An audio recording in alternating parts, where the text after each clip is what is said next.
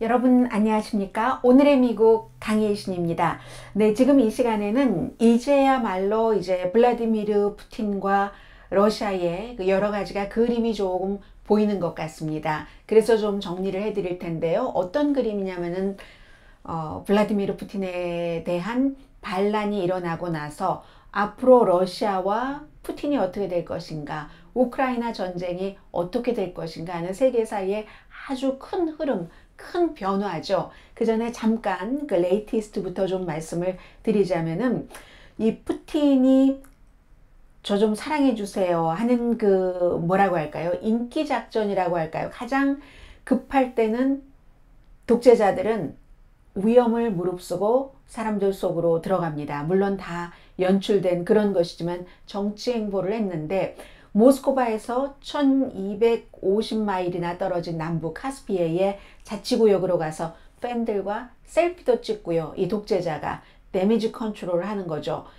반란을 막지 못했고, 그리고 나서 그 반란한 그 주모자도 처벌하지 못했으나 나는 강하다 하는 것은 보여주고 싶은 거죠. 더번트라는 무슬림 지역이랍니다.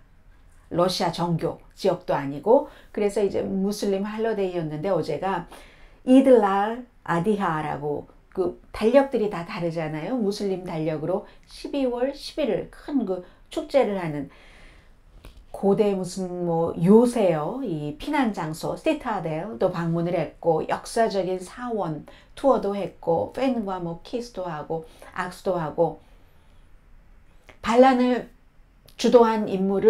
반란을 주도했다기보다 주도한 인물은 지금 벌하지 못하고요. 영웅처럼 프리고진이 돼 있기 때문에 반란을 가능하게 한 인물을 처벌할 계획이지만 그것도 그다지 쉬워 보이지가 않습니다. 프리고진이 반란, 용병대장, 바그너의 대장이 러시아의 엘리트들과도 너무 그 가까운 관계이기 때문에 아주 그 푸틴이 벌 주는 것을 어렵게 하고 있고요. 그래서 반란에 대해서 알고 있었다는 세르게이 수로비킨 장군, 어제 뭐 뉴욕타임스나 월스트리트저널이 뭐 체포됐다, 그가 알고 있었다, 이런 내용들이 쭉 보도가 된 뒤에 러시아에서는 루머다라고 얘기를 했거든요.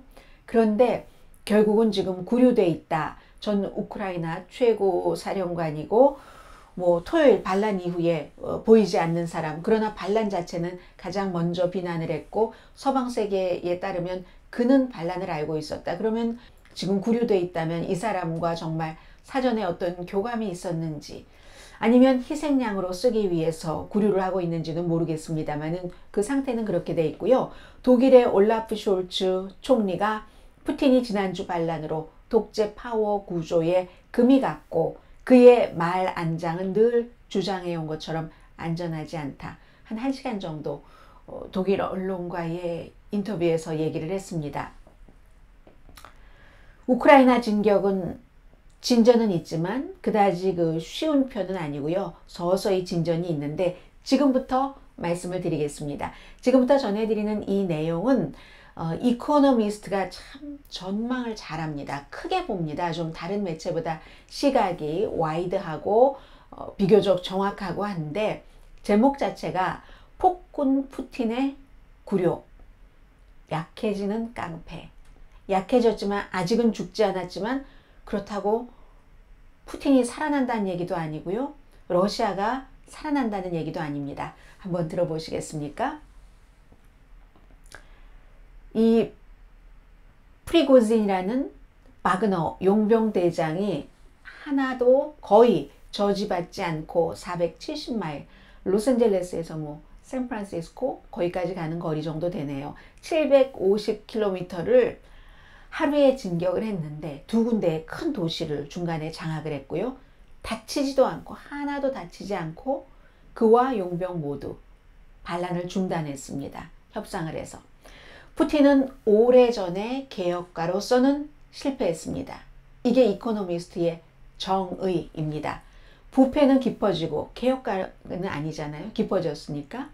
경제는 꽉 막히고 오일과 가스 시대가 끝나가는데, 러시아에는 탄화수소 공급국 이상으로는 못 만들고 있습니다. 이게 지금 미국에서 트럼프 전 대통령이 하는 얘기입니다. 미시건에 가서 뭐 전기자동차 이렇게 얘기하면서 당신들 전통적인 거 다 무너진다 하는데 전통은 이미 흘러가는 게 되는 겁니다.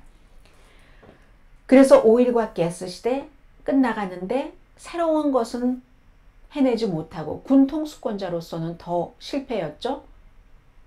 며칠 예상이 우크라이나 전쟁 16개월이 돼가고 이제는 수렁으로 빠지고 있습니다.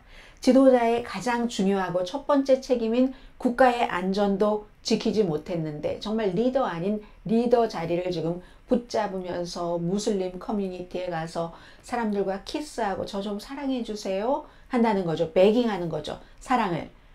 곧 무너지건 몇 개월 있다 아니면 몇 년이 있다 무너질 수도 있는데 어쨌든 푸틴은 큰 실수를 드러냈다고 지적합니다.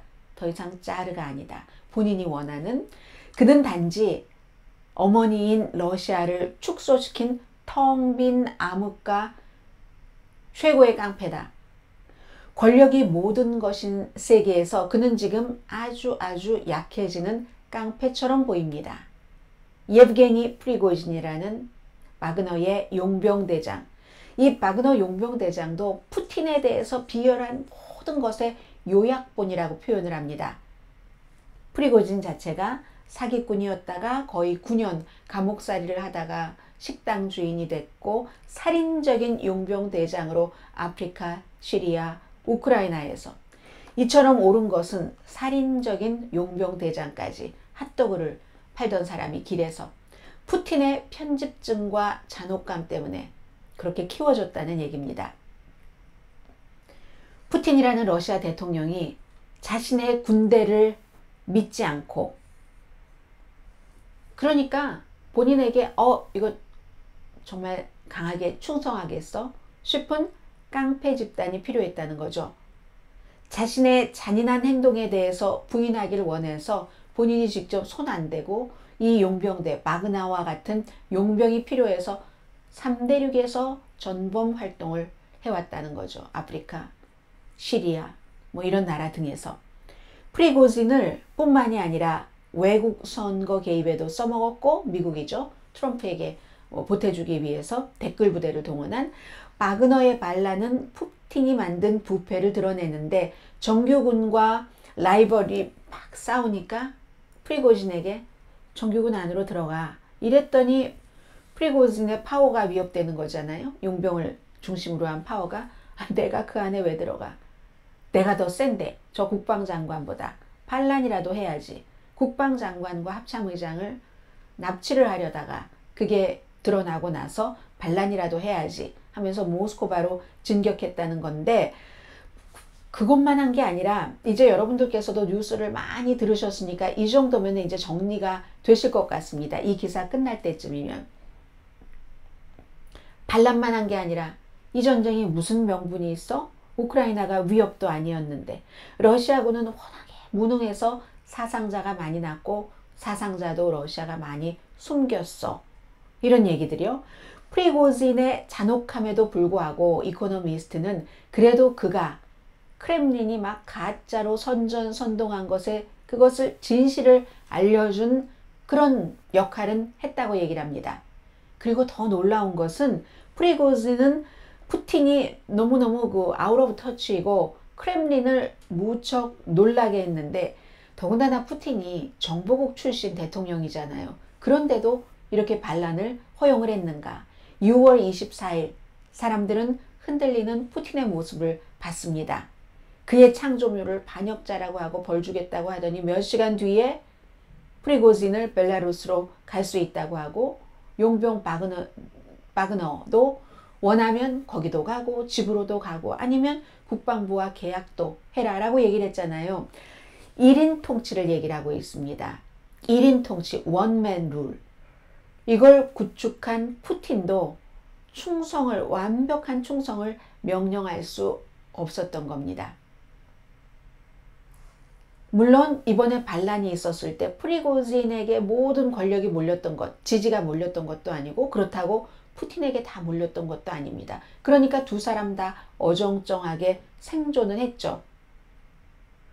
길에서 사람들은 오히려 프리고진을 환영을 했고 정치계나 군 엘리트 사이는 조금 갈려진 것 같아요.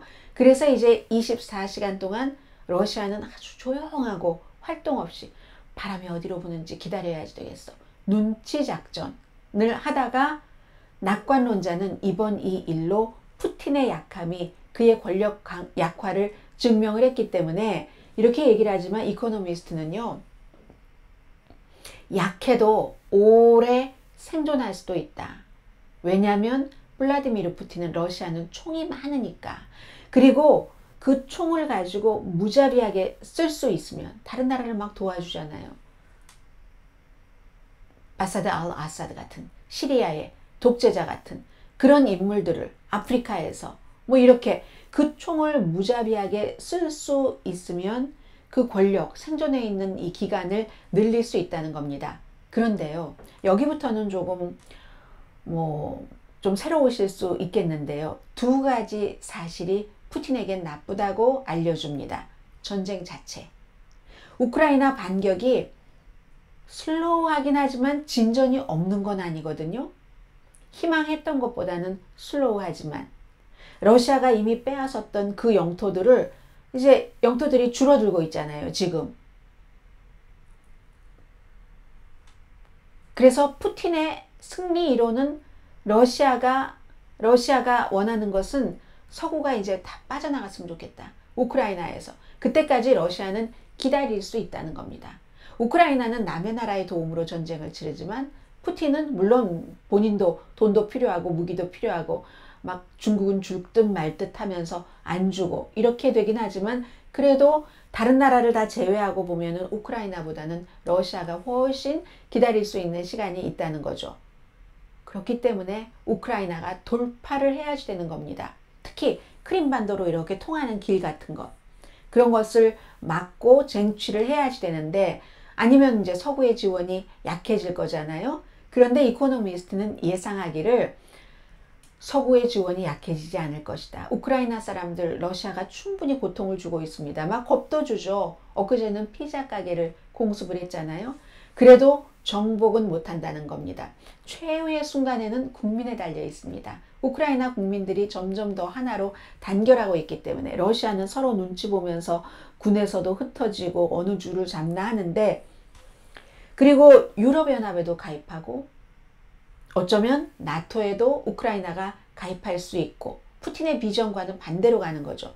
핀란드 가입하고 스웨덴도 곧 나토에 가입할 수 있고 유럽은 독일을 중심으로 지금 국방비 지출을 늘리고 있고 더 중요한 것 가운데 하나가 러시아 없으면 안 되겠다 했던 독일도 에너지에 있어서 러시아 것 없이 독립했잖아요. 지금 거의. 이런 문제. 그에 비해서 반대로 러시아는 10만 명 이상 사망이거나 부상. 이건 전쟁에서 성공이라고 하기에는 너무 성공이 아닌 거죠. 그래서 러시아는 더 큰 희생이 필요한데 누가 희생을 더 할 수 있을까? 이 점은 이제 여러 차례 말씀을 드렸습니다. 그렇기 때문에 반격이 아주 결정적이 돼서 우크라이나가 반격을 잘 해야지 되는데 그 점은 이제 러시아의 분열이 아주 그 세계에서 환영하고 보고 있는 점이고요. 그게 이제 첫 번째 전쟁 그 자체가 푸틴에게 굉장히 안 좋은 점인데 두 번째 문제는 경제입니다. 푸틴에게.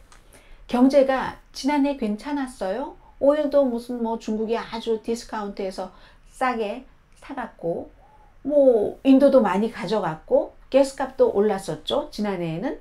지금도 오일머니로 캐시를 마련하고 있는데 성장률도 줄기는 했어도 완전히 망한다. 앞으로 1년 안에 그런 일은 없을 것으로 보인다고 예상을 합니다. 그런데 푸틴은 새로운 공격 포인트가 없다는 것도 문제죠. 러시아 가스 수입 같은 거 지금 이제 그것도 올해보다 더 지난해보다 더 좋아진다는 보장이 없고 세계 유가도 하락하고 있고 전쟁 비용 계속 들어가죠. 러시아 루블이요. 지난해에 그 가치가 40%가 줄어들었습니다. 중국이 아무튼 오일은 사도 무기 공급을 안 해주는 거 이것도 러시아로서는 굉장히 약오르는 일인데 그래서 결국은 이렇게 가는 게 결론인 것 같습니다. 푸틴은 지금 뭔가를 권위를 다시 찾기 위해서 재구성하는데 숙청과 압제로 두려움의 정치를 펼치는 거죠. 그런데 예상하기를 이코노미스트가 조만간에 문제를 해결하는 푸틴의 능력은 그를 버려버릴 것이다. 세계는 그때를 준비해야지 된다고 얘기를 합니다. 러시아가 붕괴된다면 가능성을 보고 있는 거예요.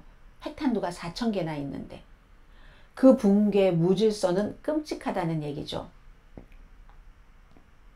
그리고 이제 푸틴은 분명히 부패한 1인 통치가 슈퍼파워가 될 수 없다는 것을 보여줬다.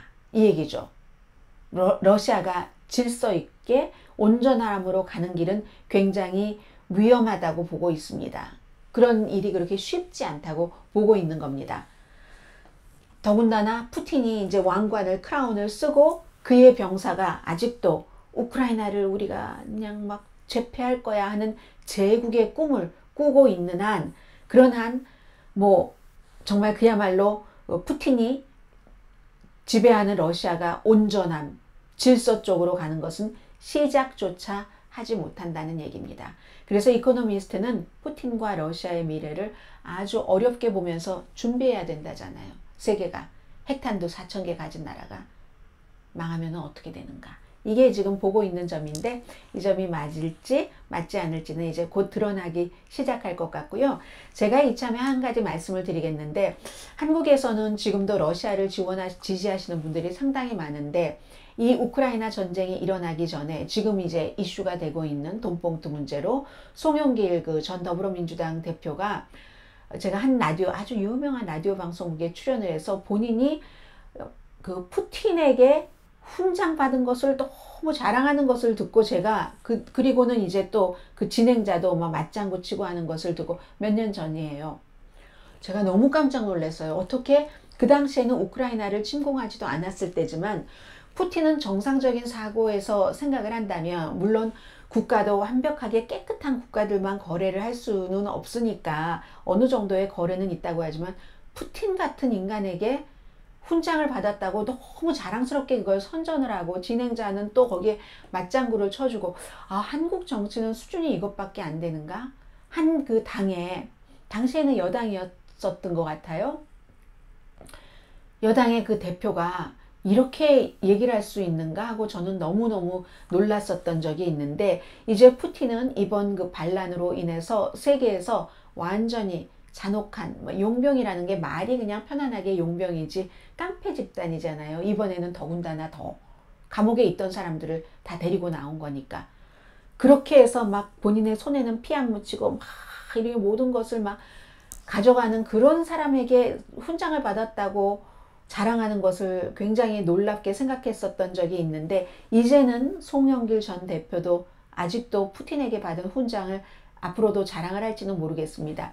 이 얘기는 제가 송영길 대표를 비난하기 위해서 드리는 게 아니라 이쯤 되면 세계는 블라디미르 푸틴이라는 러시아의 이코노미스트는 속이 텅 빈 큰 그 암흑가에 힘이 약해지는 깡패에 비교를 했잖아요. 그런 사람이다 하는 것이 드러났다 하는 것 말씀드립니다. 자, 여기서 마치고요.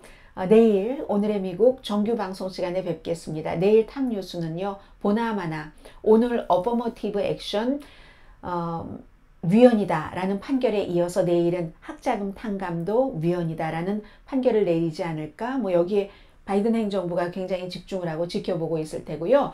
그리고 혹시 미국에 대해서 관심이 있으신 분이라면 제가 좀 전에 올렸던 이 어퍼머티브 액션 위헌 판결 그런데도 예외는 뒀거든요. 해군사관학교, 육군사관학교 그런 데 가서 잘 나와서 벙커 같은 데 가서 죽어도 좋다는 거예요. 중역실, 회사 중역실 화이트칼러 일만 안 된다는 거예요.